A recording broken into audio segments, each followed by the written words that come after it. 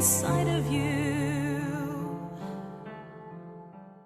Hi guys, it's Elena and I'm Enchanted to be here on my channel. Hello and welcome. I'm so glad that you're here. If you're new, consider liking, subscribing, becoming part of my little YouTube family. And if you've been here before, hello and welcome back to each and every one of you amazing, beautiful souls right across the screen. Lots of love, lots of warm hugs, and hopefully you and yours are safe. So, on today's video, I kind of want to talk about a couple of free witchy pagan magical tools that you most likely already have in your home already. I know that on my channel I do a lot of unboxings, I do a lot of haul videos, and I do a lot of reviews for the various different witchy things, but you don't need to have really any of those items in order to be a practitioner, in order to be a good witch or anything like that. You really don't need to be buying a lot of things in order to advance in your craft. So I kind of wanted to give a little overview that you're very capable of creating a ton of magic already with what you have in your home now. And that is how I started majority of my practice. I did not have the opportunities, the possibilities to get all the items that I do get now. Could be one of the reasons why I do a lot of unboxings.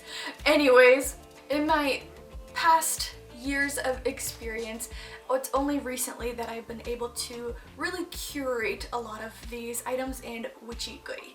So, without further ado, let's get into the 9 witchy tools that you most likely already have in your home. Now, the first one is you. You yourself are capable of so much when it comes to magic, when it comes to spell work, when it comes to practice, and you know what? When it comes to really anything else, because you yourself are really capable of whatever you set your mind to.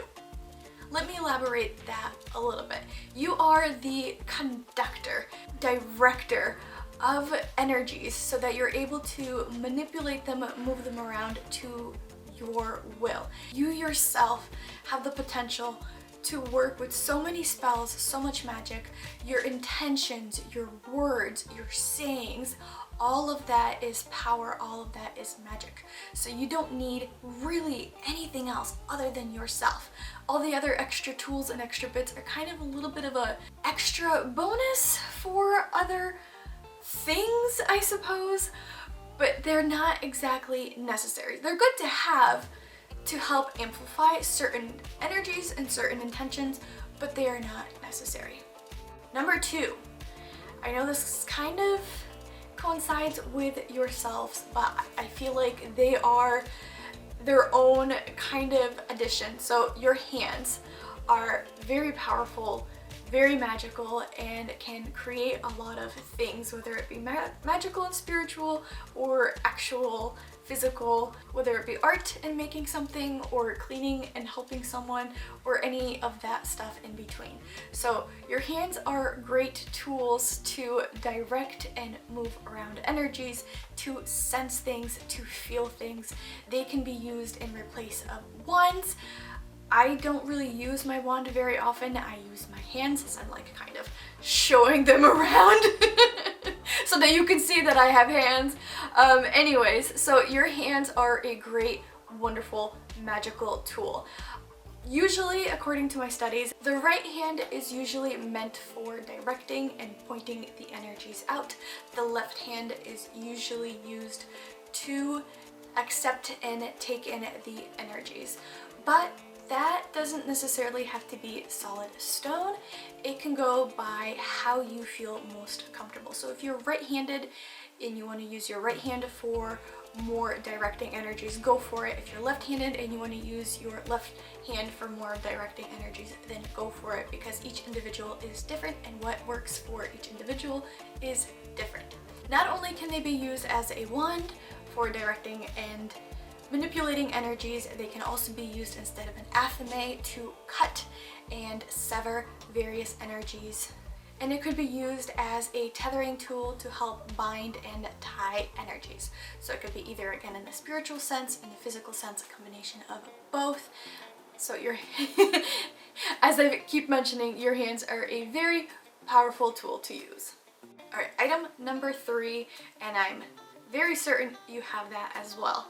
It is a writing utensil and a piece of paper. It doesn't even really necessarily need to be a piece of paper. You yourself can be the piece of paper, because I have used tons of sigils on myself, drawn them on me, incorporated them in my clothing, various things like that. So just a writing utensil, or your finger could be the writing utensil on paper or anything else. You can work with sigils, you could just work with regular words. All of that is at no cost, and I'm very certain you have that at your home. You can even use pen and paper for divination. It's called automatic writing. I've talked about it a little bit previously. I think it was during one of my live streams, and how it's my favorite form of divination. It is so easy, just kind of let your mind go and write whatever comes to your hand, to your thoughts, that type of thing. So pen and paper can be a very, very powerful tool. Writing down your intention already puts in that power.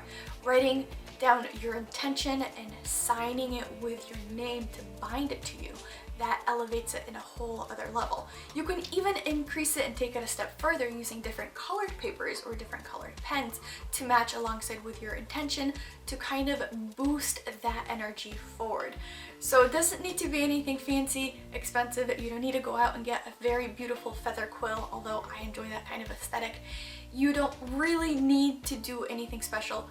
A pencil and a paper can be a great source of magic, a great source of spell work, and a great start to rituals. Item number 4, I suppose, is water. Water is an incredibly, wonderfully powerful and necessary tool for witches and for life. It can be used in innumerable ways, same as the other couple items that I have mentioned. You can use water for divination, for cleansing, for communication, as a binder, as a solvent. So many uses and incorporations for water. You can make moon water or sun water or other blessed waters out of water to be used for later and incorporated in other works and rituals and that type of thing. Any kind of water would work, but getting water from natural sources will give it that little extra oomph, as I keep saying. For instance, if you gather it from the ocean, a stream, a river, rain, water from rain can be a great and wonderful, powerful tool, and it's completely free. Gathering water from snow, I love doing that, especially first snowfall of the season. That usually becomes my very special blessed water. I believe last year, first snow of the season happened during the full moon and right before Halloween. The power in that water is incredible. And guess what? I just had to open my sliding door and grab a handful of snow, stick it in a jar, and let it melt. And there we go. There's a ton of magical potential in that water. You can use water for charging things, for cleansing things, for banishing things, for invoking things. It all really depends on your intention and how you interpret and use that water. Water has a great source of memory. Insert Olaf here with Frozen keeps saying that water has memory, and it really does. There are various scientific articles of how crystalline formation of the water molecules changes depending on what it has come in contact with. And that could be your intentions. That could be the energies within the room. Again, which is why we use moon water or sun water, and it has so much potential in it. So very powerful, wonderful, witchy tool that you can just turn on the sink and get from, or the rain, or the snow. Amazing. Tool number 5, salt. But really any herbs and spices that you can pull out of your kitchen cabinet or raid the kitchen for. But I know that majority of the households will have at least salt and probably pepper. Probably other spices too, but those are the main basic kind of ingredients. Salt is, again, a very common, very powerful, very useful tool for witches and for seasoning food. It's delicious. Yeah. Salt is used for cleansing and for banishing, and it can be incorporated in purifying rituals. It can be used alongside with water to create holy water, which is kind of how the Christian holy water comes about. That's a different topic. Anyways, salt can be combined, and really any of these ingredients can be combined together to give everything a little bit of a higher elevation when it comes to correspondences. But salt is a huge purifier, not only spiritually, but again, physically. It purifies the air. Different types of salts have slightly various inclinations toward different correspondences. For instance, pink salt is very similar to properties of rose quartz. Again, because that color correspondence is there. There are black salt. There's actually black salt, and you're able to make black salt alongside with ashes, that type of thing, which have various correspondences as well. Salt, like I said, is a wonderful magical tool to use alongside with all the other herbs and spices and food ingredients in your kitchen.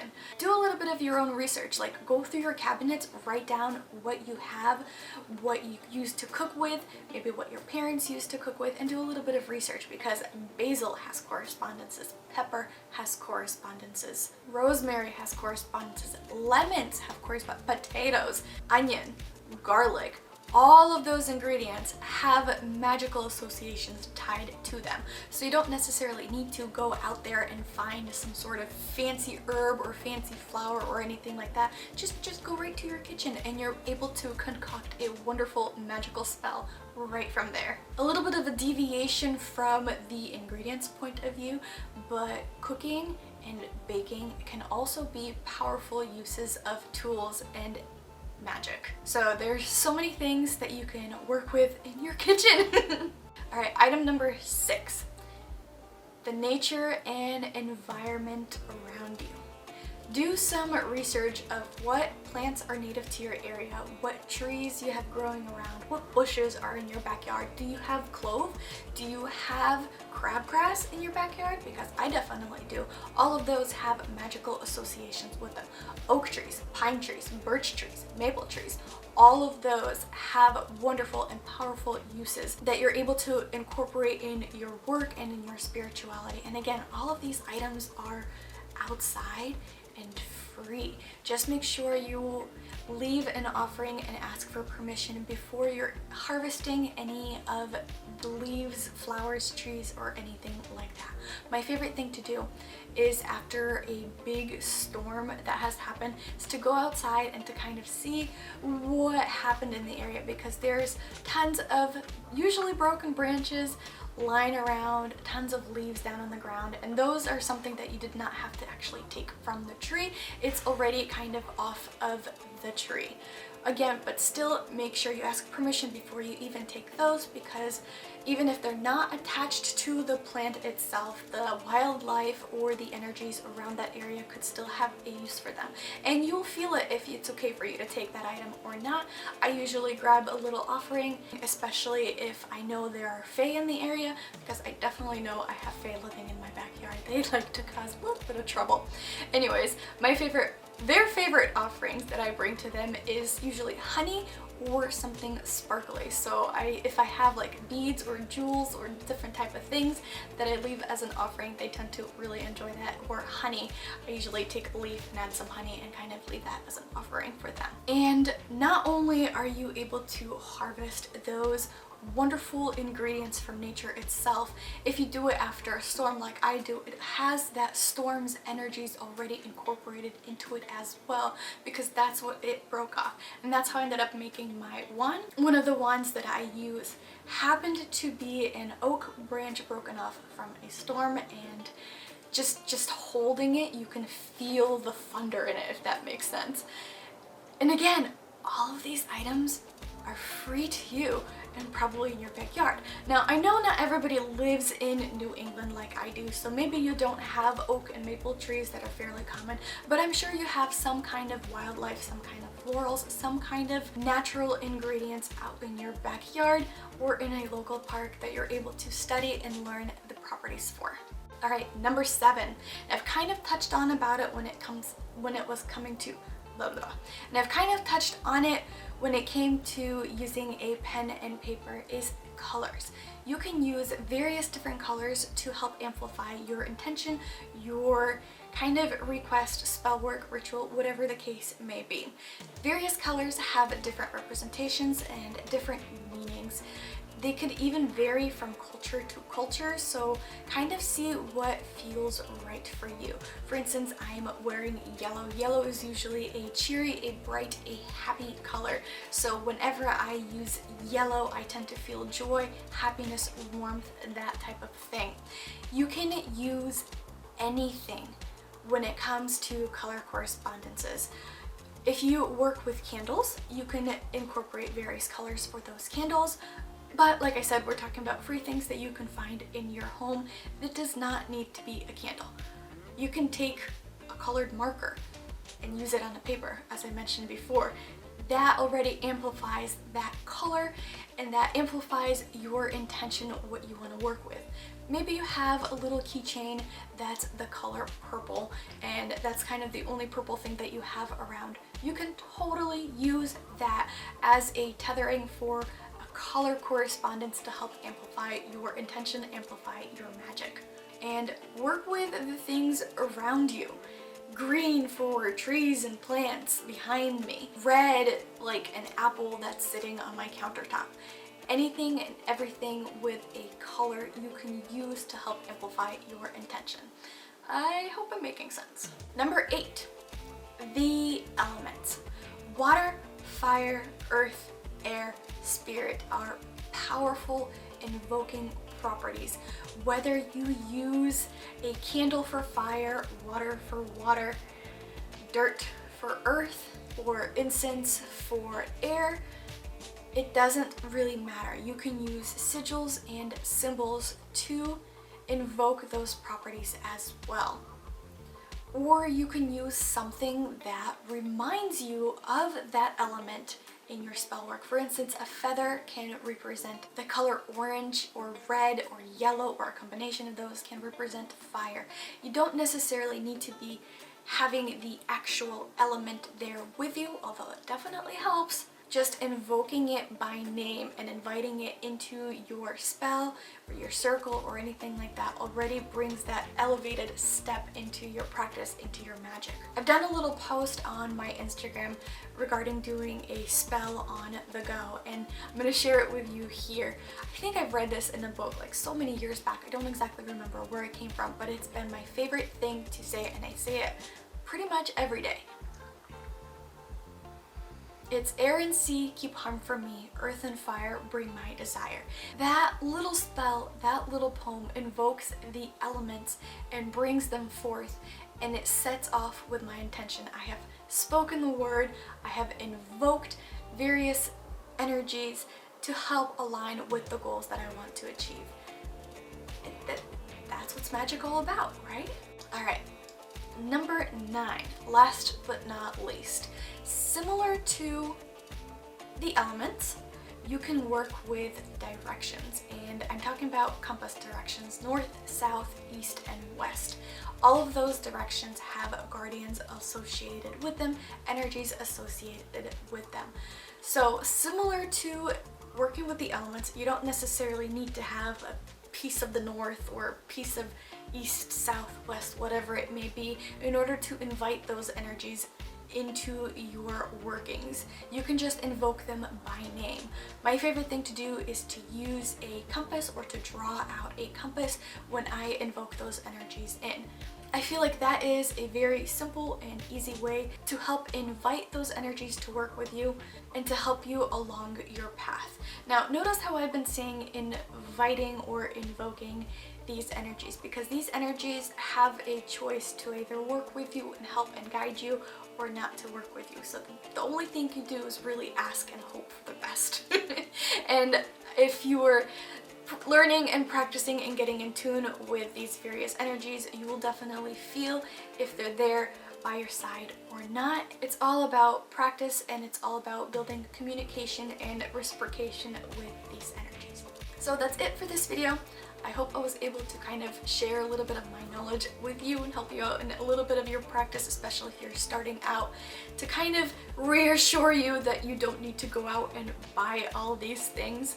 And don't forget to like, subscribe, the whole shebang. We have tons of magical fun here, and I will see you on the next video. Bye!